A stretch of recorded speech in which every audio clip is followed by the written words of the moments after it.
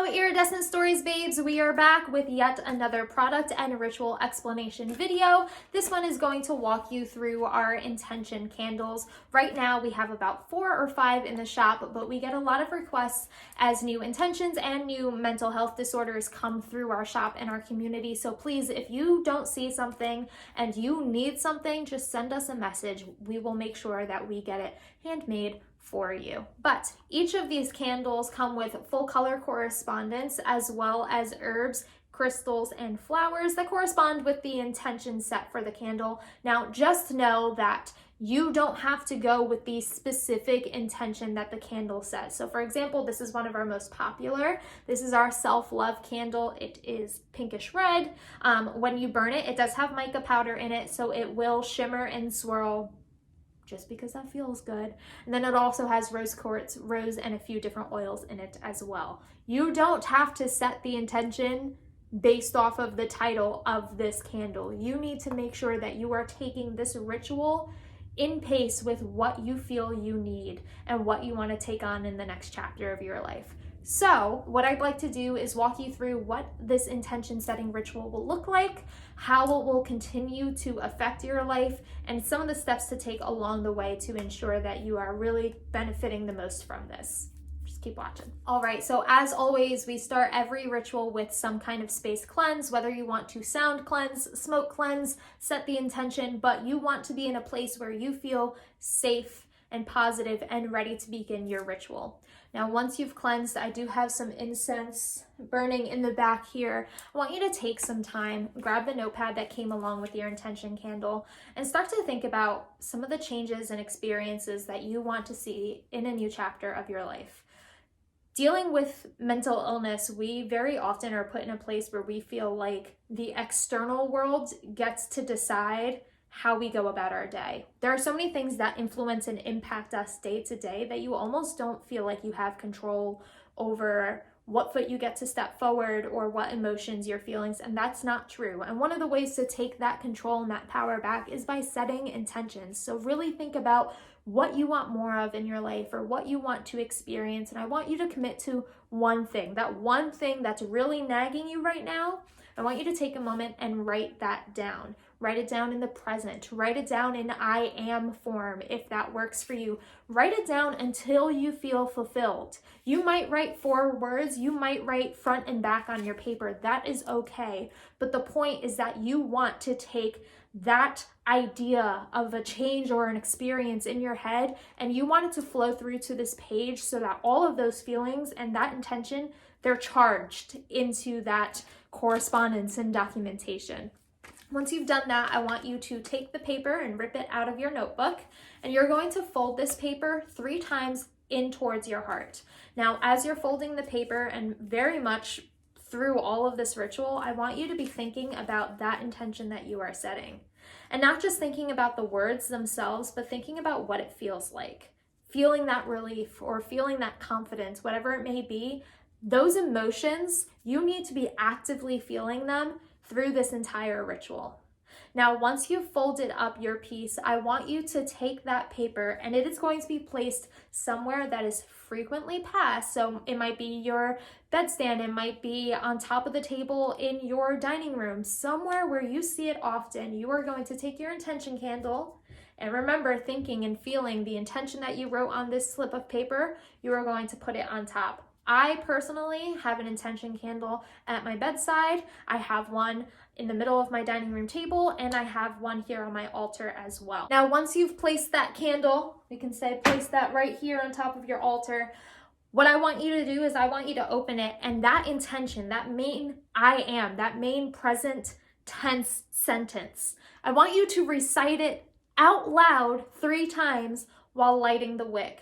Think about this igniting that change. Think about this igniting that intention in your life. You need to think about it and really infuse that thought as you are lighting the candle here. Now, what we are going to do is we are going to keep this candle on top of the intention paper throughout the entire life of this candle. And this candle, wherever you put it when setting that intention, that's where it stays. If it's on your bedstand, it stays on your bedstand until the life of the candle is out. One does not separate from the other. And here's why. We want to make sure that anytime you see the candle by itself, anytime you light the candle, you are thinking, reciting, reviewing that intention that you set for yourself. Remember, not just the words themselves, but the feelings. This incites a more positive benefit to the availability heuristic. The availability heuristic itself takes information that is readily available, that is frequently available, that is recent, that is vivid, that you can feel, and it takes that information to influence the way you behave and decisions that you make.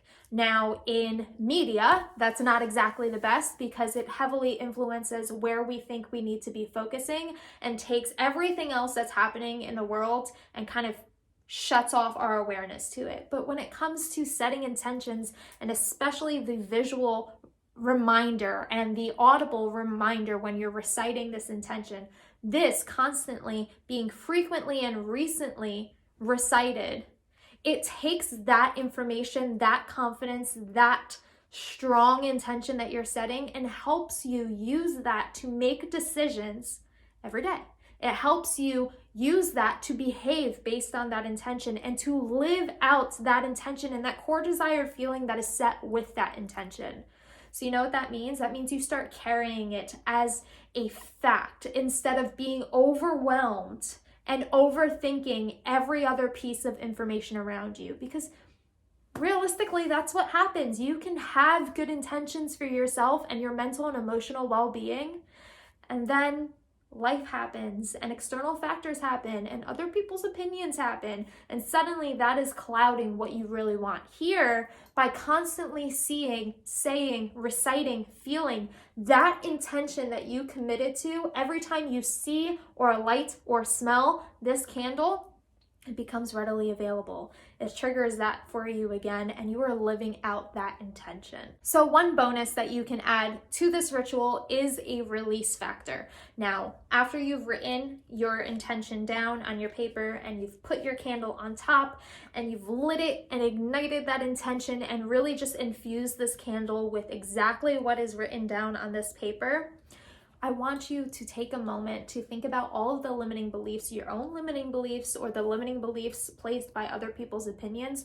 Write them down. All of those reasons why you feel like you can't have that intention, all of the things that get in the way of what is on that paper, write all of those blockages down and really feel them. You can feel the disappointment and the hurt and the judgment that come from them in that moment. And you are going to take that additional paper from your notebook that has the negativity that blocks you from achieving that intention, and you're going to burn it in the flame that you set the intention with. You are going to say, this is stronger than all of these reasons. Because through this, what I put in this flame, what I put in this candle, what I carry with me constantly, I know that these limiting beliefs are not mine to hold, and I release them. I believe this intention. I want this bad enough for myself that I am able to move beyond, to acknowledge and pass off all of the limiting beliefs and opinions of others. I love fire rituals, so I always add a release. It's totally up to you whether or not you want to invite that short-term negativity into your ritual, but what's really, really important is that this, along with the paper, stays in the same place, and that this is your constant reminder of that intention that you set. You deserve this. I don't know what you plan on writing or what you've written on your paper, but I know it's something that you deserve. And I know it's something that you, deep down, know is attainable. And sometimes our emotions get in the way. Sometimes our chemical composition gets in the way. Sometimes other people get in the way. Sometimes traumas get in the way, and that's fine. Things can pause your progress for a second, just as long as you always have a reminder in your life. A reminder that makes you think about, feel, hear, speak, the things that you really want, the things that you deserve. So whether you're here because you purchased an intention candle or because you want to learn more about how you can set intentions, this is how I do it. And this is kind of the background as to why we set the intention candles and handcraft the intention candles the way we do. But at the end of the day, you do what feels right in your own practices. Just promise me that you're going to give yourself the chance to live out those intentions. I'll see you guys soon. Bye.